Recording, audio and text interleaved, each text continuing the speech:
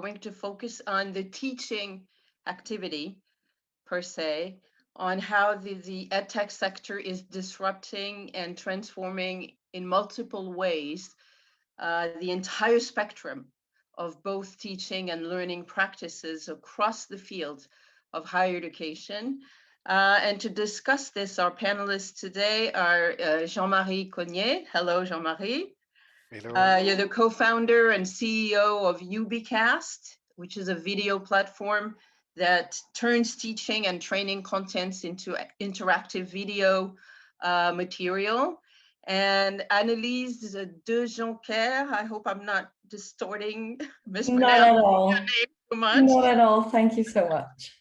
Who's your head of expansion for WooClap. WooClap is an interactive, for those who don't know yet, interactive platform that fosters active learning in real time by allowing instructors during a class, for example, to let students answer quizzes or MCQs or polls.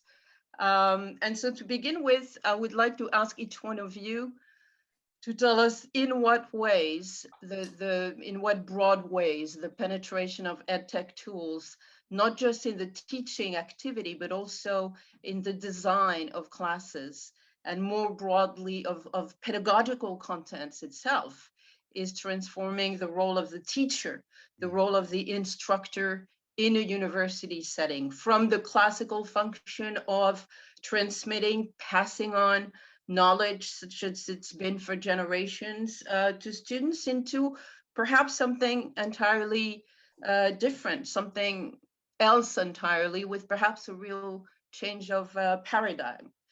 Jean-Marie, would you like to start? Yes, thank you. So my name is Jean-Marie. I'm UBcast co-founder and CEO. So as Corinne said, we are focusing on video platforms and video material, video learning, I would say. And to answer the question, I think we can say that the pandemic has shown something very specific, is that you can't give a lecture, a 3 hours long lecture through video call as you were doing it face to face in an amphitheater, in a lecture hall. Why that? Because you lose student attention. Anyway, even for a 3 hours long lecture, a one-way lecture, even in a amphitheater, there was a low engagement from the students because you don't make them participate. But I think Annelise will have a lot of things to do about and to tell about this. However, on my side, I can say that I think the ideal world is to have the one-way lecture through video, maybe before the lecture, and then you keep the face-to-face session for interactions. Q&A, case studies, small groups working together, those kind of things. So it's deeply changing the way the teachers teach, because he has to prepare some video, some short video modules, we call them the training nuggets, to be watched before the lecture, before the face-to-face session. And that's a new thing to learn, a new activity to do for a teacher. And I think that's the deep change, the mutation of their role, the main role they have today, because they need to become coach animators instead of one-way lecturers. Yeah, definitely. Sorry, Annelise, as a good host, I should turn it over to you. Hi, everyone. I'm Annelise from WooClap. I'm very happy to be here with you today. As you know, WooClap is a student response system that embeds into the current working environment of teachers. And as Jean-Marie already toned out, we're in a deeply changing environment, and the way teachers are teaching is going to change. So we've all seen that the insertion of education technology within the current pedagogical framework has been and still is accelerating, of course, due to the pandemic. And we're in the midst of higher and further education establishments transforming towards being digital. And we've witnessed those institutions that have already started to think about this change a few years back. So meaning that yes, we need to prepare ourselves to put EdTech at the heart of the curriculum, which enables teachers and students to evolve in their roles. And there, of course, the classic transmission of knowledge, as we have known for years, is over. And here I really put up an image of the teacher that comes into the auditorium, sets out his learning concepts, and leaves once the teaching session is over. But of course, we need them. We need our teachers to still transmit their knowledge in order to make students ready for the real world once they leave college or university. And here's where EdTech plays a vital part in transforming that teacher's role. Education technology enables the teachers to have much more of a coaching approach in terms of preparing students than only that transmitting of the course content and information and knowledge.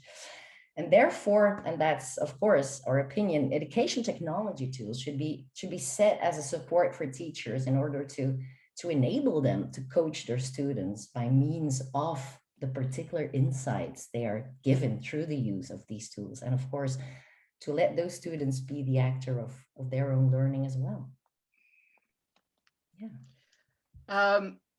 Picking up on what you just said, my next question for both of you then would be,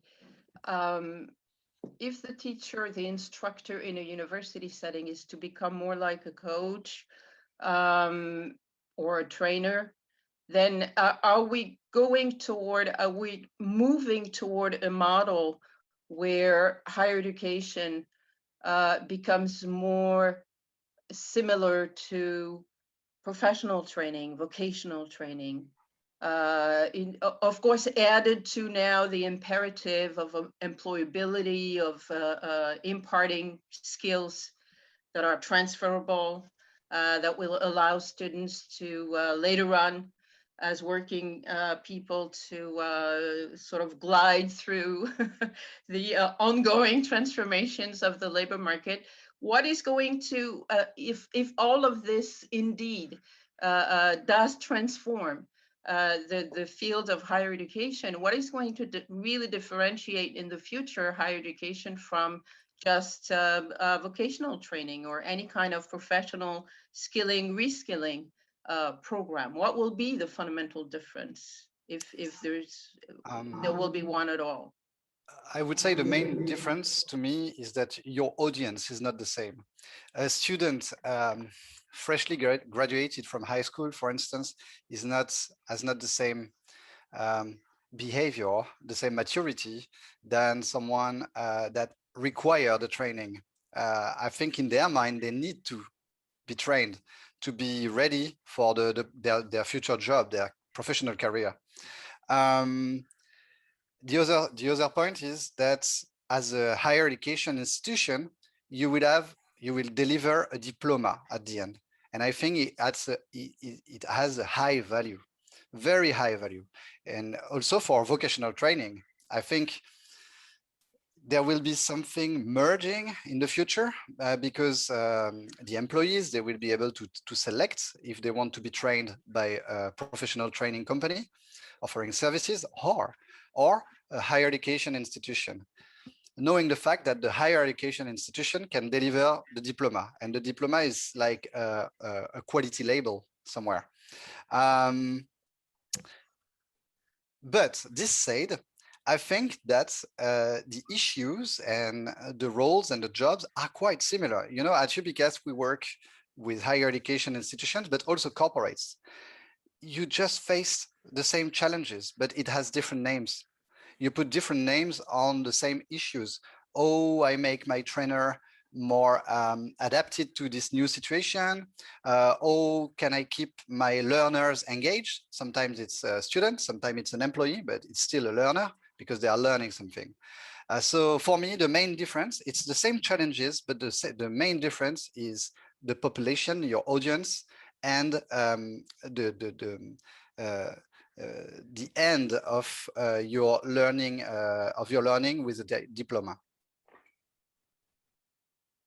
Yeah, Annelise, you want to answer that with something that I should have added to my question, given the subject of this panel, which is with more of an emphasis on the role of the teacher. In other words, is the university professor going to become more like simply a professional training people who are already working in a particular field? And if that's the case, that really totally upends our current notion of what an academic is, what a university professor is.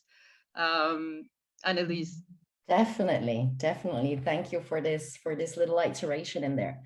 And indeed, the fundamental difference is indeed the audience here, as Jean-Marie outlined as well. We do face those same challenges in both fields. But the fundamental aspect of a teacher is still to have their needed solid base of expertise in the domain he or she is teaching in. And of course, that doesn't change if they're taking up that evolving teacher's role of becoming a coach for the students by means of using the insights that their education technology tools are giving them. And very important here is that we need to look at it in a twofold way, in my opinion. The first is to check your pedagogical approach. Teachers, they're experts in their domain, but not always experts in pedagogy. So we've witnessed already lots of limitations in the earlier pedagogical approaches, let's say, where I have already sketched the image of the teachers coming into the auditorium, giving the lecture, and just leaves right after. It made us go ahead and set up certain pedagogical strategies to tackle this passive way of teaching and learning for students. And as again, we know that the attention rates are dropping over time. And the second point here is that I'd like to outline is really to opt to have a growth mindset as a teacher in regards to education technology, and to really go ahead with embracing education technology tools that can be integrated into your daily work and environment, which doesn't mean that a teacher needs to become a set expert. I mean, no way. But the message here is that teachers should really have the right support to be able to use these tools within a pedagogical framework that lends itself to use EdTech most effectively. And of course, the third thing, having the room to fail as well, because it is still a learning curve. And when you fail to iterate on it and you get better at what you do. So all this being said, the heads of pedagogical innovation and their teams of learning technologists are not to be forgotten as well, because it's them that play an utmost vital role in setting up this supporting framework and that EdTech tool ecosystem for their teaching staff. Yeah. Thank you. With my next question, I would like to tackle perhaps the same issue, but from another angle, by asking you this. And this is something that I'm conveying, that I'm sort of relaying, because I also teach, and in university. And I hear this from a lot of colleagues, and it's kind of a common concern, not necessarily a generational question, okay? Which is that what would you reply if a professor, an educator was to put to you that redesigning courses for and through EdTech actually makes contents and substance lighter? And point number one, important, I hear that a lot. It was certainly the case all of last year. We were explicitly told to skim through our curriculum, our syllabus, because it was impossible to convey as much through online learning. So that's point number one, make contents and substance lighter. And point number two, basically, it's basically compelling instructors, professors to lower the academic standards to which students have been historically held in universities. And that is more specifically geared towards the use of educational technology in and out of class. I hear these two comments, these two criticisms a lot First with contents, poorer, lighter contents, lighter substance, and second, the general lowering of academic standards in terms of passing, failing a course, or what is required. What standards are required within a course for a student to perform well. It's really sad that some teachers can have this perception of Many. and that's so sad, because I strongly disagree with this standpoint, and I will explain you why. I have an example just to start. We had an apprentice in our team at UBcast. So she's following lectures 2 days a week, 1 day a week, sorry. Last time I asked her, how was your lecture on Friday? She told me it was awful. 8 hours long video call with 50 minutes break to lunch, and just one way. So, okay, in this example, maybe the teacher could use a content that is not lighter and not lower the academic standard, but it's impossible for the students to follow an 8 hours long one-way lecture through a video call. She was exhausted, and she was definitely not engaged with the content. So my point is that I think the main problem is the learning design. You have to adapt the learning design to the way you deliver the lecture. Is it face-to-face? Is it synchronous, asynchronous learning? And then you select and you blend those ways to deliver the content. And then you can keep your academic standard and the content at a good level. But in order to achieve this, we need to help the teachers. So you have different things to do. I think the first point is to avoid having a sum of tools as a higher education institutions. But instead of this, you need to build an integrated, a cohesive ecosystem of tools with a one-stop shop approach. I mean, I think the LMS is the right place to gather the different tools, and the teachers can call one EdTech tool or another according to what they want to achieve from the LMS. I think that's the right place to do it. For instance, at UBcast, we have plugins for the LMSs, especially Moodle, and a teacher can call different features from our video platform directly from Moodle without knowing that they are using UBcast. It's just the video tools from Moodle from their standpoint. That's the good way, because they are in one place. The second point is learning design teams. They are there to help the teachers to adapt their pedagogy.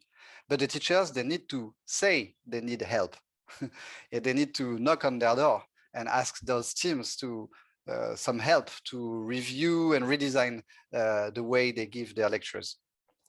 I think the institutions can also provide support resources, how-to videos, paper-style documentations with screen captures. You have to click there to give this activity, etc., etc. So you can have write some guides. And the last point, last but not least, because you need to do to flip the classroom with the teachers, as we ask the teachers to flip the classroom with their students, you need to organize some face-to-face sessions with the teachers to share the best practices, to have Q&A sessions, to feel and to be able to discuss those misunderstandings about edtechs and the new way of teaching. Annelise, what would you say to these 2 points? One, poorer contents, and second, lowering of standards. Yeah, thanks. Well, skimming through the curriculum to make it lighter and lowering academic standards, I'd really not up to do that, quite frankly. The why of this here is indeed to adapt the learning design, adapt, select, and blend, just as Jean-Marie has outlined as well.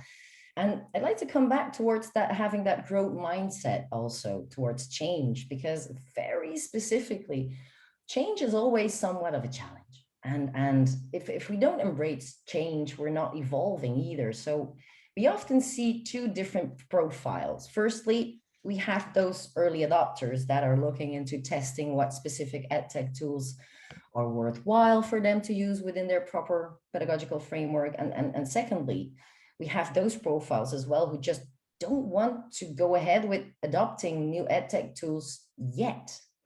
And with yet, I mean that it's completely to be defined as the space is rather unknown to them, and they tend to go back to what they know. And of course, there is the saying that what we don't know, we fear. So of course, that is where thorough support comes in from our side, also at WooClap as well, in order to accompany teaching staff and learning designers and technologists where they feel just that bit uncomfortable still. So they're confident and reassured that the adoption phase is actually quite intuitive and simple. And for example, with WooClap, we've been able to set up lunch and learn sessions with e-learning champions that are always on the top of their games, but as well as teachers who are just that bit more hesitant. And they just need another framework of support, actually. So being able to give them this and having a sense of being understood and supported, you will truly notice their openness and willingness to learn as well. And there is, of course, the fact that there is a dispersion of edtech tools on the market, and how to tackle this in particular, we're going to discuss this next on June 17th as well during our WooClap Education Summit.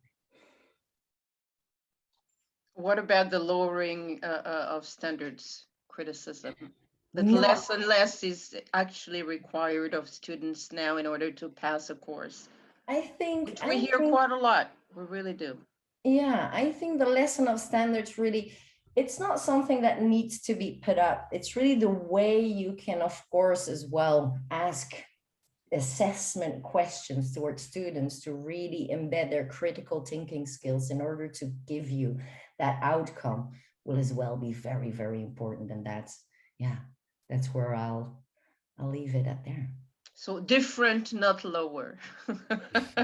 Yes. Right? Let's agree to disagree on that one. Okay. All right. Yeah, and apparently people will change their job 6 or 7 or 8 times in their career. So they will have to be trained again. So I think it's not, you're not trained once in your life. So yes, you have this academic studies to start your professional career, but then you will have to add some new skills because our world is evolving and faster and faster and faster, and we need to keep the pace of this. And it's a lifelong learning. Okay, so given all this, with the remaining few minutes we have for this panel, the question I want to ask is a broader one, and I want to ask each one of you to sort of look into the future and try to imagine the university instructor of the future, knowing that one big paradox of academics as teachers, as instructors, is that it's virtually the only field for which you have not needed any kind of training traditionally. In other words, you just need to be an expert in your own field and then go through the motions and go through from undergrad to graduate studies and then get a PhD in most systems, which is the basic requirement in order to begin teaching. But you never get actually, you never get actual training as a teacher. Pedagogical training you usually don't get. You start out as a TA when you're a PhD student, etc. But that, certainly doesn't qualify everyone as a good teacher. Now, understanding that the increasing use of technical tools, EdTech tools in the pedagogical design and the implementation of classes is the way of the future, do you envisage, each one of you, that the qualifications, the competencies, the skills required of university instructors in the future will change alongside another trend, which is developing, it's undeniable, the trend of the future, which is less and less tenure track positions and more fixed contract, adjunct positions that are kind of needs-based, okay? So that less and less the teaching profession in university is going to be a permanent one. How do we combine all of these trends together to try to reflect on the profile of the university instructor of tomorrow? I think from an institution perspective, giving some pedagogical guidelines is important to have like homogeneity within the institution, how the lectures are delivered. However, from a teacher perspective, you don't need a specific skill, but motivation. Because I think it's our role as EdTech players to study the UX UI, so the user experience, to make the things easy for a teacher. Because if we want the teachers to use and then the student to consume the learning content, we need to make it easy to use from a teacher perspective. If the teachers are using it, the institution will be happy, and we as an EdTech player will be happy that our customer is happy. You know, it's like a positive circle. So motivation. But then also the pedagogical guidelines, it's really important from the university, because you need to make your training, your learning consistent across the campus and across the classes. Okay, Annelise, competencies and the skills of the future instructor. Yeah. Thank you. I think that really, I can only react to that competence part and the demand that might be set in the future for teachers. But again, going back to teachers not needing to be experts. And as Jean-Marie already outlined, having that motivation, they need to have that growth mindset to go ahead and not fear the usage of EdTech. But of course, next to that, it's going to be very and utterly important for the institutions to provide that framework and the support that's coming with. So it's not only that teachers, but as well as the whole teaching staff, with the program leaders, with the heads of curriculum, with the learning technologists, that are going to go moving towards a framework that is of support, and not to let teachers know that we're going to change you. No, you're going to be supported to be more effective in your roles in order to have that great student outcome afterwards. Okay, we have one question and actually 2 minutes left, so that's perfect. From Carlos Bojoques. To some extent, both of you have already answered this question, but maybe you can expand a little bit on it, which is that in terms of counseling, which approach could be more effective to help trainers, teachers on the use of technology for teaching? I have to add to what Carlos is asking, the fact that institutions are very unequal in terms of, and this has been kind of a wake-up call perhaps during the pandemic.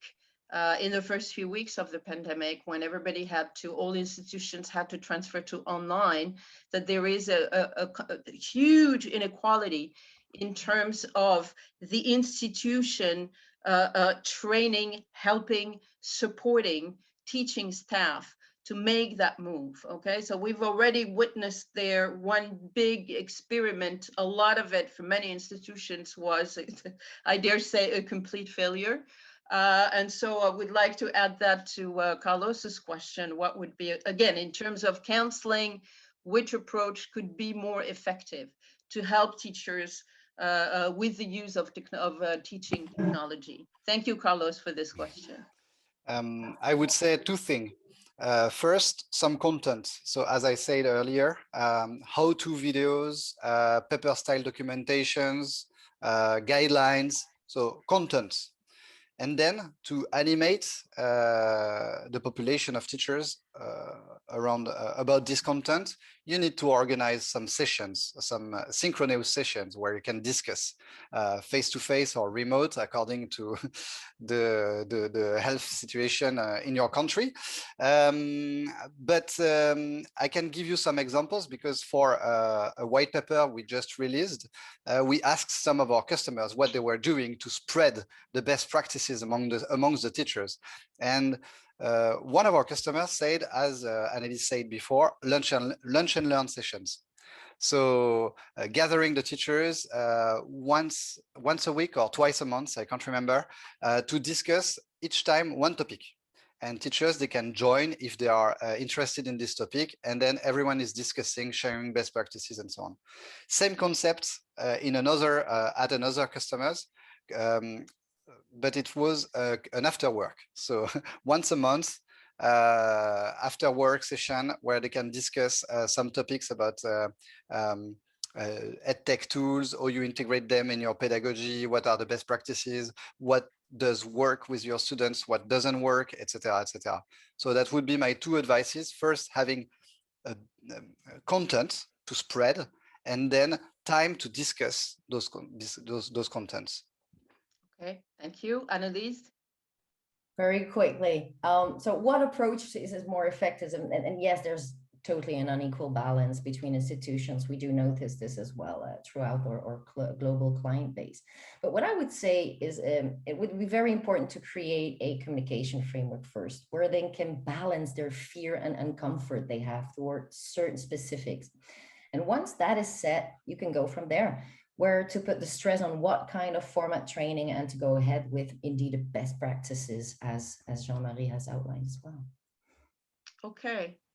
Well, thank you both very much for this engaging, stimulating talk, roundtable.